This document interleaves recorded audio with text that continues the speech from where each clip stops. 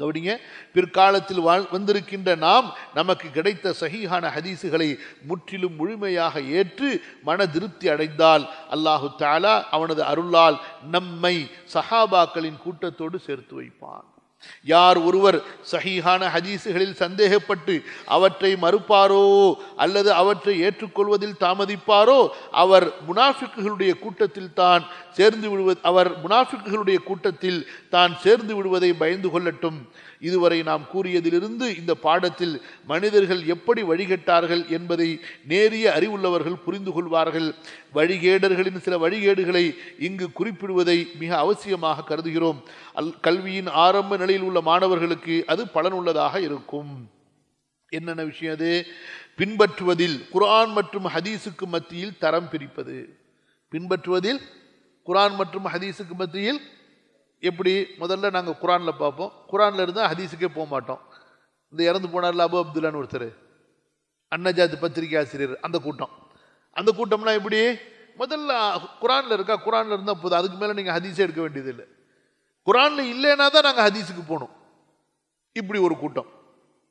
மார்க்கத்தை குருட்டுத்தனமாக பின்பற்றக்கூடாது, அறிவோடு பின்பற்ற வேண்டும் என்று கூறி பிறகு ஹதீஸை மறுக்க அதற்கு மாற்று பொருள் கூற வழியை உண்டாக்குறது. பிஜே எப்படி சொல்றாங்க? மார்க்கத்தை எப்படி பின்பற்றக்கூடாதா? குருட்டுத்தனமாக பின்பற்றக்கூடாது. ஆனால் பிஜே சொல்றதை மட்டும் குருட்டுத்தனமாக பின்பற்றணுமா? அதுக்கு மட்டும் கேள்வி கேட்டக்கூடாது. அதை கேள்வி கேட்டால் அறிவின் மேலே ஆட்சேபனை செய்கிற மாதிரி. இப்போ இந்த பிஜேபிக்காரன்லாம் சொல்ற மாதிரி அவனை பார்த்து கேள்வி கேட்டா அவன் என்ன சொல்றான்? இந்தியாவை பார்த்து கேள்வி கேட்குற மாதிரி, இந்திய தேசத்தின் மீது கேள்வி கேட்குற மாதிரி, நாட்டுப்பற்றுக்கு எதிராக கேள்வி கேட்குற மாதிரி. எல்லாம் சங்கி பாருங்க, எல்லாம் ஒரே மாதிரி இருக்கானுன்னா. இங்கேயா இருந்தாலும் சரி, சங்கி அங்கேயா இருந்தாலும் சரி, எல்லா சங்கியும் ஒரே மாதிரி இருக்கான் பாருங்க. நீங்க பிஜேக்கு எதிராக கேள்வி கேளுங்களேன், எப்படி தெரியுமா கொண்டு போவானுவ? மார்க்கத்தை எதுக்குற மாதிரி கொண்டு போவான். எப்படி சொல்றாங்க? மார்க்கத்தை குருட்டுத்தனமா பின்பற்றக்கூடாதுங்க, சிந்திச்சு அறிவோட பின்பற்றணுங்க. என்ன சொல்ல வர்றாரு அப்படின்னு சொன்னா, நான் சொல்றேன்ல அறிவு, அதாங்க அறிவு, அதை பின்பற்றுங்க, அதை கேட்டுக்குங்க. புரியுதா? நீங்களா மார்க்கத்தை பின்பற்றினா அது குருட்டுத்தனமா போயிடும். நான் மறுக்க சொன்னதெல்லாம் மறுத்துருங்க, நான் ஏற்றுக்க சொன்னதெல்லாம் ஏற்றுக்கொள்ளுங்க, எல்லாம் எனக்கு கப்பம் கட்டிடுங்க, முடிஞ்சு போச்சு. ஹதீஸில் சந்தேகம் ஏற்படுத்துவது, ஹதீஸில் சந்தேகம் ஏற்படுத்துவது, ஹதீஸுகளை விட அறிவுக்கு முதலிடம் கொடுப்பது, ரசூல் ஸல்லல்லாஹு அலைஹி வஸல்லம் அவர்களை விட பிற்காலத்தில் வந்தவர்களின் கருத்துக்களை உயர்வாக பேசுவது, ஹதீஸுகளை புறக்கணித்துவிட்டு மனிதர்களின் அபிப்பிராயங்களுக்கு பின்னால் செல்வது, பிற மனிதர்களின் கருத்துக்களை ஏற்கும்போது மனதில் ஏற்படுகின்ற திருப்தி ஹதீஸுகளை ஏற்கும்போது மனதில் ஏற்படாமல் இருப்பது.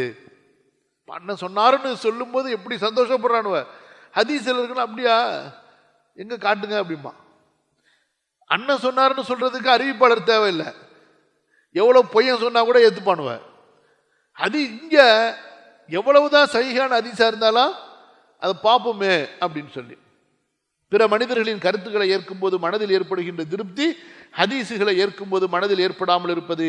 ஹதீஸை ஆதாரமாக கூறும்போது இதற்கு எங்கள் இமாம் இப்படி விளக்கம் கூறுகிறார், எங்கள் தலைவர் இப்படி இதற்கு பொருள் சொல்கிறார் என்று ஹதீஸின் நேரடியான பொருளை மறுப்பது அல்லது மாற்றுவது.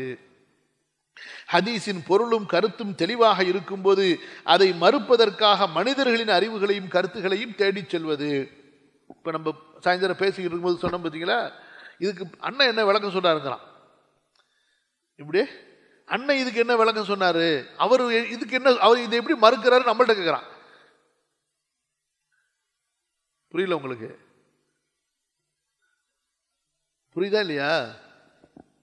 எப்படி மறுக்கிறாரு நம்மள்ட்ட கேட்கிறான். மறுக்கிறாருல எப்படி அதுக்கு என்ன விளக்கம் சொன்னாருன்னு அந்த விளக்கத்தை நம்ம வாயால கேட்டான்னு வச்சுங்களேன், கரெக்டு தானே அப்படிமா, முடிஞ்சு போச்சு கதை. நமக்கு எதுக்கு அண்ணன் விளக்கம் சொல்லட்டும், ஆட்டுக்குட்டி விளக்கம் சொல்லட்டும், நமக்கு எதுக்கு ஹதீஸுக்கு எதிரான விளக்கம், நமக்கு எதுக்குங்க? புரியல விளங்கலையா? எதுக்கு நமக்கு? இது ஹதீஸு தெளிவா இருக்கு, அறிவிப்பாளர் தொடர் சரியா இருக்கு, எதுக்கு இதுக்கு போய் அண்ணனுடைய விளக்கம்? இதுக்கு அதுவும் மறுக்கிற விளக்கம். இதை புரியறதுக்கு விளக்கம்னா அல்ஹம்துலில்லாஹ்ங்களாம். இப்போ நம்ம ஃபத்ஹுல் பாரியை பார்க்குறோங்கிறோம், அதே போல் இமாம் நவவியுடைய ஷரஹை பார்க்கணுங்கிறோம். எதுக்கு அது விளக்கத்தை பார்க்குறோம்? இதனுடைய அரபி வார்த்தைக்கு அர்த்தம் தெரியல, அல்லது வாக்கியத்துக்கு அர்த்தம் தெரியல, அல்லது அரபி இலக்கண இலக்கியப்படி இப்படிப்பட்ட சென்டென்ஸுக்கு எப்படி அர்த்தம் வைக்கணுங்கிறது தெரியல, அதுக்கு பார்க்குறோம். கண்டிப்பா இது எதுக்கு? அறியப்பட்ட சொல்லப்பட்ட கருத்தை மறுப்பதற்கு அண்ணனுடைய விளக்கம்.